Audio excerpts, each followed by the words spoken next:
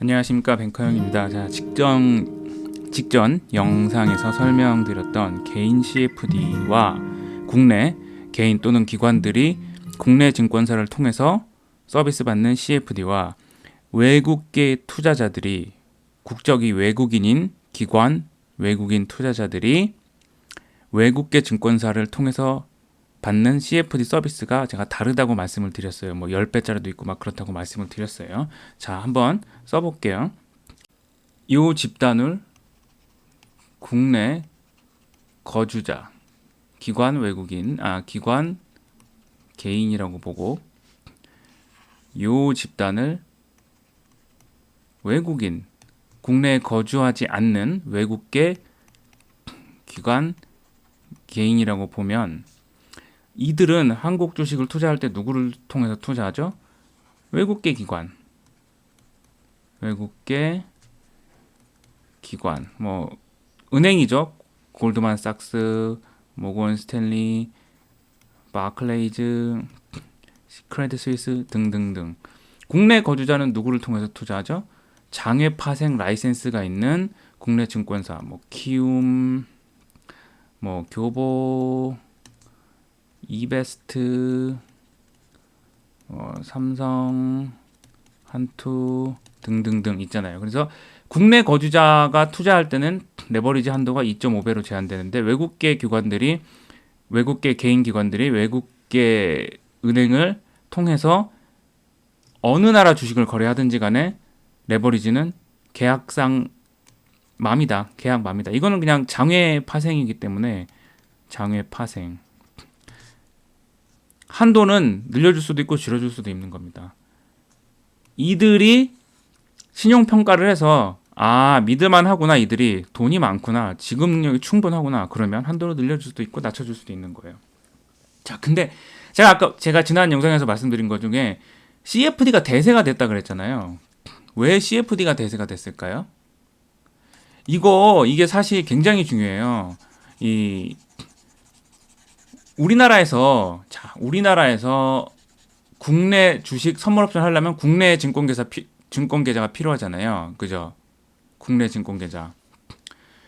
주식을 하려면 주식 계좌가 있어야 되고, 주식 계좌. 선물 옵션을 하려면 선물 옵션 계좌가 있어야 되고, 해외 선물 옵션을 하려면 해외 선물 옵션 계좌가 있어야 되고, 글씨가 막 날아갑니다. 죄송합니다. 해외 주식을 하려면 해외 주식 계좌가 있어야 되고, 이 계좌 각각 다 다르잖아요. 그죠? 국내 주식 계좌에서 해외 주식 살 수 있습니까? 못 사요. 국내 주식 계좌에서 해외 선물 살 수 있습니까? 못 사요. 주식 계좌에서 선물 옵션 살 수 있습니까? 못 사요. 안 된단 말이에요. 근데 외국인 이 프라임 서비스를 제공하는 이 프라임이라고 그러잖아요. 이 프라임이 들어가면 뭔가 좋은 겁니다. 이 프라임이 무슨 일을 하냐? 계좌 하나에 여기에 일반적으로 달러입니다. 일반적으로 달러나 아니면 영국계 기관은 파운드겠죠. GBP. 집어 넣으면 여기에서 뭐든지 다 투자할 수 있는 겁니다. 이 계좌 하나로. 나는 미국에 있는 헤지펀드 브리지워터, 미국에 있는 헤지펀드 AQR, 세계 원투 하는 헤지펀드죠. 네, 뭐 운영 자금 금액은 막 200~300조, 400조 막 이렇게 되는 엄청난 형들입니다. 저 이 친구들이랑 매일 얘기했거든요. 회사에 있을 때. 되게 똑똑해요. 여기 있는 친구들. 이 친구들이 나 한국 주식 사고 싶어. 그러면 그래. 그러면은 계좌 개설을 해야 돼. 한국 증권회사에다 계좌 개설을 하고, 일본 주식 하고 싶어. 그러면 일본 증권회사에다 계좌 개설하고, 나 미국 주식도 해야 되는데 미국 주식도 하고. 얘네들 글로벌이거든요. 기본이 다 전 세계 다 해요. 전 세계. 그럼 각각 계좌를 다 열어야 된단 말이에요. 이거 싫다. 한국 주식 투자하려면은 원화 익스포저가 생기죠. 내가 100만 원어치 삼성전자 사서 삼성전자가 110만 원이 됐어요. 그러면 10% 이익인데 환율에서 5% 까지면 이거 5% 이익이잖아요. 그죠? 나 이거 싫다. 엔화도 마찬가지고, JPY도 마찬가지고, 뭐 중국 차이니즈엔 CNY도 마찬가지고, 나 이거 싫은 거예요. 이 외국인들이 나 이거 하기 싫다. 그냥 계좌 하나에서 했지 알아서 다 해줘. 그리고 또 하나, 한국이랑 대만 그리고 또 베트남 같은 나라는 좀 특별한 절차가 필요해. 투자를 하려면 한국은 IRC라 그래서 Investor Registration Certificate, 베트남도 Investor Registration Certificate, 타이완은 FIN이라 그래서 계좌만 개설하면 되는 게 아니라 우리 증권회사에 계좌 개설할 때 그냥 계좌만 개설하면 살 수 있잖아요, 그죠? 해외 주식 계좌 개설할 때 계좌만 개설하면 살 수 있잖아요. 아니래요. 우리나라 주식을 외국인이 살려면 IRC를 받으래요. 이거 어디서 받아요? 금감원에서. 금감원에다 니네가 누군지, 본점 소재지는 어딘지, 본점 소재지는 어딘지, 대표이사는 누군지 뭐 밝혀라. 네, 그래야 IRC를 내줄게. 그래서 계좌 개설할 때 IRC도 보통 같이 발급을 받습니다. 그러니까 불편하다는 거예요, 외국인들이. CFD 하면 어쩌죠? 이거 다 필요 없는 거예요. 왜냐하면 내가 주식을 사는 게 아닌데 내가 사용하는 골드만삭스, 모건스탠리, 바클레이즈 이 친구들이 주식을 사는 거예요. 그리고 정확하게 수익을 복제해서 왜냐하면 내가 사는 게 내가 CFD로 주문을 내지만 그들이 골드만삭스, 모건스탠리, 바클레이즈, 크레딧 스위스가 그냥 주식 주문을 내잖아요. 그러면 그냥 똑같아지는 겁니다. 그냥 똑같아지는 거예요. 그리고 추가적으로 더 중요한 게 여러분들 해외 선물 하시는 분들 특히 이제 CME 선물, CME에 상장된 선물 같은 거 하시는 분들 해외 선물 이거 저 지금 할 얘기가 좀 있는데 해외 선물 지금 달러로 증거금을 가지고 있잖아요. 달러로 만약에 이민 S&P 선물이나 아니면 크루드 오일 한 계약을 샀다. 그러면 증거금만큼이 이제 잡히잖아요. 달러로. 그리고 달러가 사용되지 않으면 그냥 그 계좌에 있잖아요. 거기에 이자가 얼마 없으니까 거의 안 줘요. 이자 거의 없다. 해외 선물 계좌도 마찬가지고 해외 증권 계좌도 마찬가지고 이자 거의 없습니다. 근데 여러분 저 4대 증권사 있잖아요. 뭐 한투, NH, 미래, KB 이 증권사에서 외화 발행 CMA 계좌도 있거든요. 이 계좌의 CMA 금리가 거의 5%까지 올라갔어요. 4대 4.7 막 이 정도까지 올라갔거든요. 수시 입출금이. 그 말은 무슨 얘기냐면 여러분들의 증권사가 CME의 라이센스가 있는 게 아니라 여러분들의 증권사가 CME 거래를 하기 위해서 어떠한 외국계 증권사를 써요. 뭐 골드만 모건은 아닐 거고 아마도 뭐 도이체방크나 뭐 바클레이즈 쓸 수도 있고요. 그리고 뭐 뉴엣지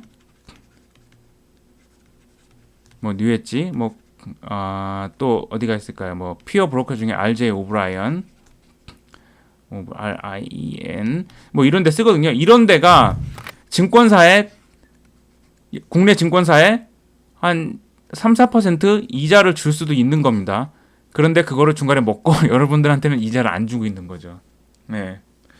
이게 정확하게 얼마인지는 모르겠어요. 제가 한국에 있을 때 제가 한국이 아니라 싱가포르에 있을 때 이게 있거든요. 저희가 프라임 계좌가 되면요. 기본적으로 이 이자율 테이블이라는 게 있어요. 이자율 테이블. 그게 뭐냐면 이거는 정말 어디서도 들을 수 없는 겁니다. 유튜브에 이런 얘기 할 수 있는 사람 저밖에 없을 거예요. 네. 이거 하려면 최소한 뭐 글로벌 IB에서 이 업무를 담당했거나 아니면 좀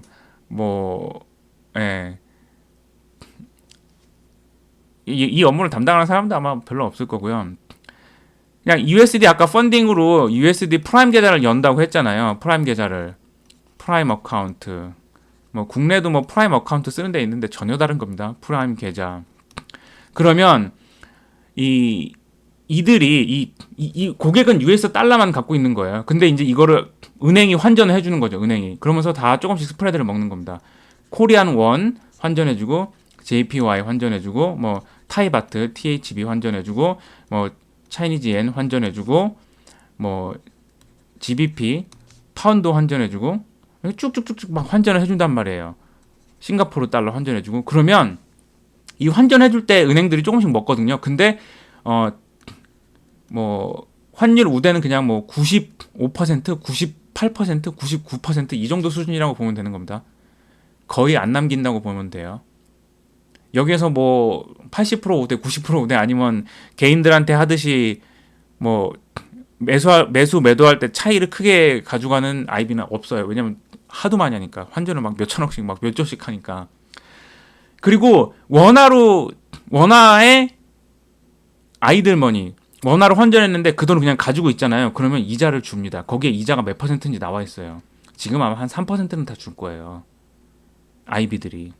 그리고 재패니지 얘는 아마 0.25 아니면 0.15 이거 계속 마이너스였죠. 재패니지 엔을 갖고 있으면 이게 마이너스였습니다. 엔을 가지고 있으면 돈을 내야 되는 거예요. 왜냐면 일본은 제로금리였으니까 제로금리 밑이었으니까. SGD 뭐 한 1.5, 2% 이렇게 이자를 다 줘요. 이자 테이블 이게 전 통화로 다 나와 있습니다. 근데 국내는 어떻죠? 국내 해외 선물이든지 해외 주식할 때 이자 줍니까? 이자 다 증권사들이 먹고 있죠. 이거 누구도 아마 얘기를 안 하고 있을 거예요. 근데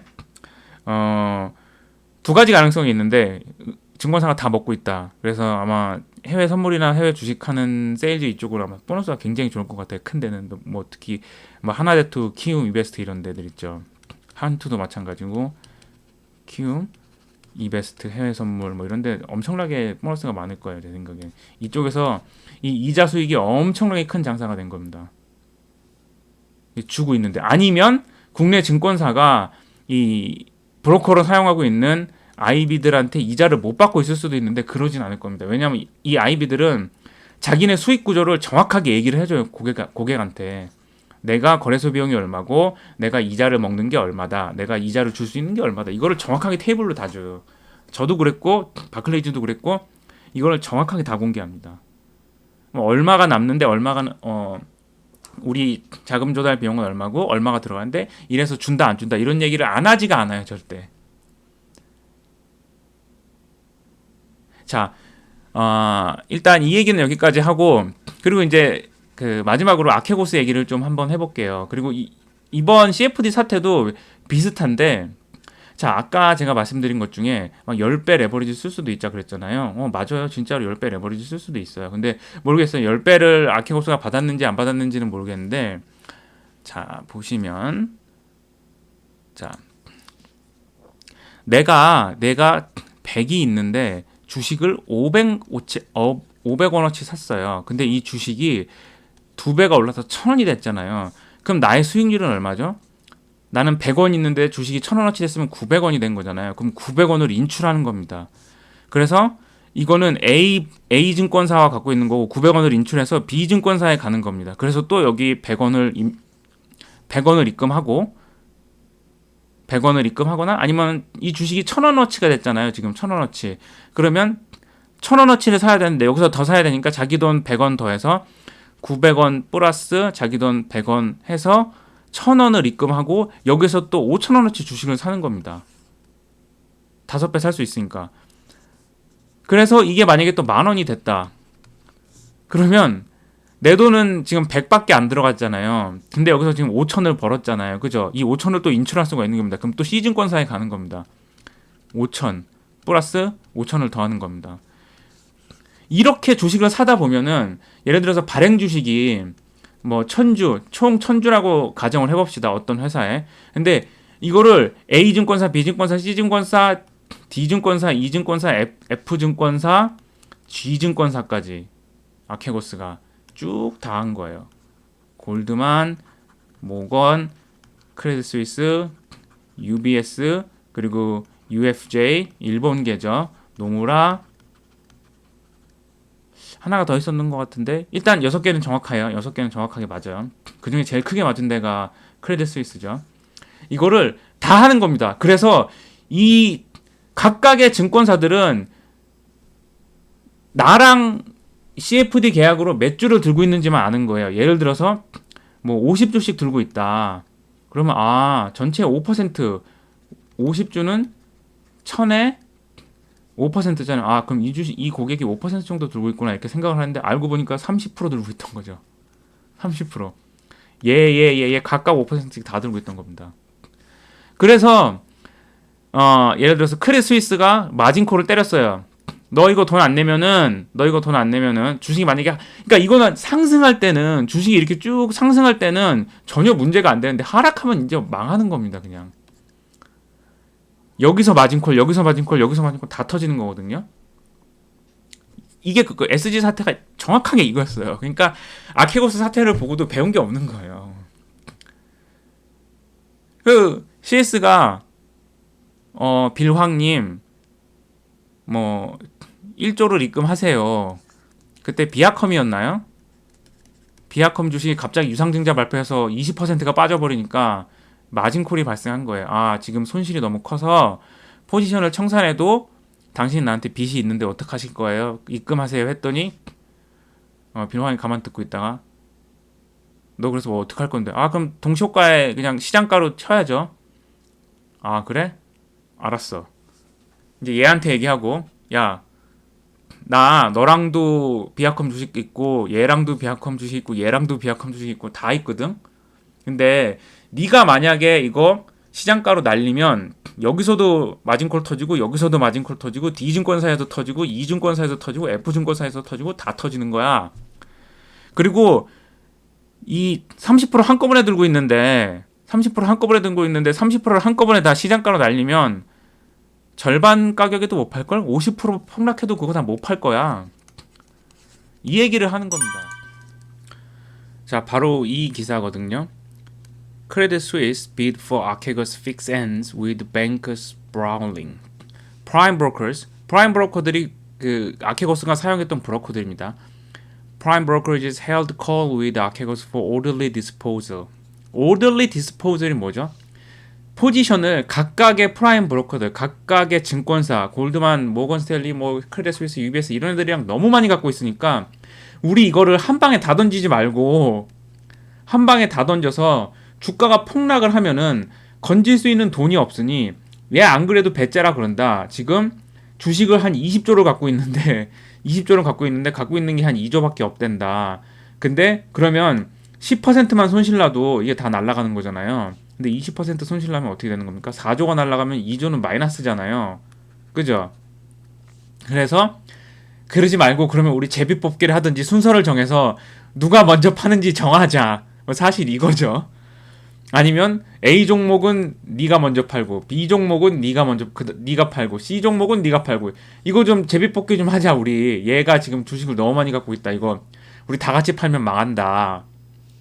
근데 이게 합의가 됐겠습니까? 서로 다 살려고 그러고 계약상 또 다르기 때문에 골드만 같은 경우는 바로 청산할 수 있게 돼 있고 크레딧 스위스는 계약상 청산이 못 되게 돼 있습니다. 그러니까 그 얘기는 안 하겠죠 당연히. 우리는 청산을 못 해. 그러니까 우리 좀 봐줘라고 얘기를 안 하겠죠. 그런데 but agreement was elusive. 어그리먼트가 당연히 안 되죠. 이거는 그냥 환상에 가까운 거죠. Then came the finger pointing. finger pointing이 뭐죠? 서로 블레임 하는 거죠. 너 때문에 이거 망했다. 네가 먼저 팔아갖고 망했다. 좀 참지 그랬냐. 그래서 결국 손실이 이렇게 크지 않았냐. 못 참아서 1조면 될 거를 3조 손실 났다. 이게 뭐 1억도 아니고 3억도 아니고 이게 3조입니다. 뭐 조단이 막 골드만삭스가 그나마 뭐 몇천억으로 방어했죠. 모건 스탠리도 1조인가 손실 났고요. 네. 아, 이거 정확하지 않을 수 있습니다. 조단위는 확실히 크레딧 스위스 이런 데는 있는데 모건 스탠리가 1조가 아닐 수도 있을 것 같네요. 네. 하여튼 요 기사입니다. 요거 키워드로 구글 서치해 보시면 이 기사는 나옵니다. 그 아까 기사 지난 영상에서 제가 보여드렸잖아요. 그 얘기를 하는 겁니다. 니네 알아서 해. 나 배 짤 거니까 니네 알아서 해.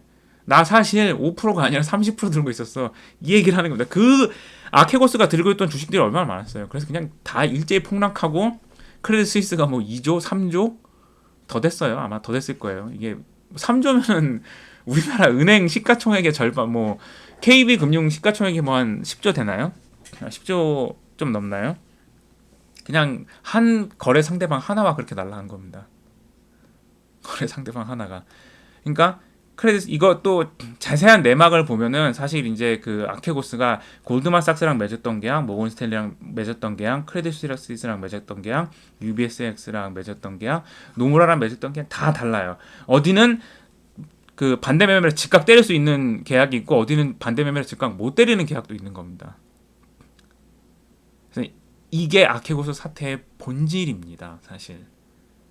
근데 정확하게 아케오스 사태가 일어나고 2년 후에 한국에서 이게 재림했죠. SG 사태로. SG는 전혀 죄가 없어요. 그 주가 조작 일당이 죄인 거고 이거를 사실 제도 미비라고 보기에는 사실 어려워요. 제 생각에는. 왜냐하면 그러면 장애 파생이 예를 들어서 A라는 사람이 이게 지금 장래 거래가 아니잖아요. B한테 돈을 빌렸는데 C한테 가서 또 돈을 빌린단 말이에요. 근데 B라는 사람한테 돈을 빌렸다는 것을 은행에서 빌리면 이 제도권에서 빌리면 아는데 사적으로 빌리면 1대1 계약에서 빌리면 C한테 나 B한테 돈 빌렸다는 걸 얘기를 해야 됩니까? 안 해야 됩니까? 그 법으로 그렇게 돼 있으면 해야 되는데 법으로 그렇게 안 돼 있다는 얘기죠. 네, 현재. 그러니까 동일 명의를 이용해서 A증권사, B증권사, C증권사, D증권사에서 각각 다 계좌개설하고 이익급 인출해서 계좌개설 하나 더 하고 더 사고 더 사고 더 사고 그래서 주가를 계속 올린 겁니다. 여러분 이해가 되셨으면 좋겠습니다. 이 아케고스 사태 이런 본질을 논하는 영상을 저는 유튜브에서 본 적이 없고 제대로 얘기하는 전문가도 본 적이 없거든요. 이 영상 이해하셨으면 여러분 다 이해하신 겁니다. 네, 궁금한 점 있으시면 댓글 남겨주시고 영상 시청해주셔서 감사합니다. 수고하셨습니다.